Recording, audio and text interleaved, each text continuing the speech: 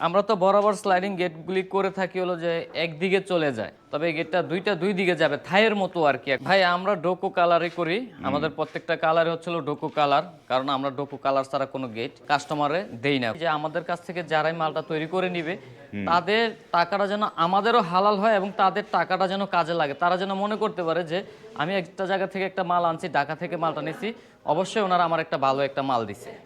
আমিও আসলে অত গ্যারান্টি দিই না, তবে আমার যে কালারটা এটা হচ্ছিল মিনিমাম 12-14 বছর যাবে ইনশাল্লাহ। হাত দিয়ে যদি ধরেন একদম স্মুথ ভাই, একদম স্মুথ, এটা আপনি সচরাচর কোনো জায়গায় পাবেন না। আমাদের কিন্তু একটা জয়েন আপনি বুঝবেন না যে এখানে কোথায় জয়েন আছে, মানে আপনি যেখানেই দেখেন কোনো জায়গায় একটা স্পট পাবেন না।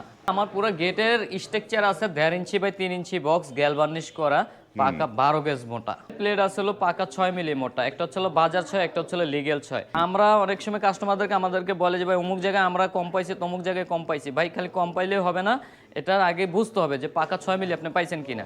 আচ্ছা যাই হোক, আমাদের কথা হচ্ছিল আপনারা আমাদের কাছে আসবেন 6 মিলি বানিয়ার দাম মাইপা, তারপরে মাল দেখা কনফার্ম করে তারপর আমার কারখানা থেকে দরকার হলে আপনি মাল নেবেন। এটা হচ্ছিল আপনার প্রতি স্কোয়ার ফিট কাস্টমার ভাইয়ের খবর করছে মাত্র 1500 টাকা করে।